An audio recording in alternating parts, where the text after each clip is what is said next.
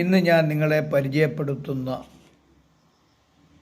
അത്ഭുതകരവും അവർണ്ണനീയവുമായ ഒരു സൂറത്തിനെ കുറിച്ചാണ്. ആ സൂറത്തിൻ്റെ നാമം സൂറത്തുൽ വാക്കിയ എന്നാകുന്നു. ഒരു മനുഷ്യൻ അസ്ർ നമസ്കാരത്തിന് ശേഷം 14 വട്ടം സൂറത്തുൽ വാക്കിയ ഓതിയാൽ അവൻ്റെ ആഗ്രഹങ്ങൾ അല്ലാഹു സുബ്ഹാനഹു വ തആല സാധിച്ചു തരുന്നതാണ്. പ്രത്യേകിച്ച്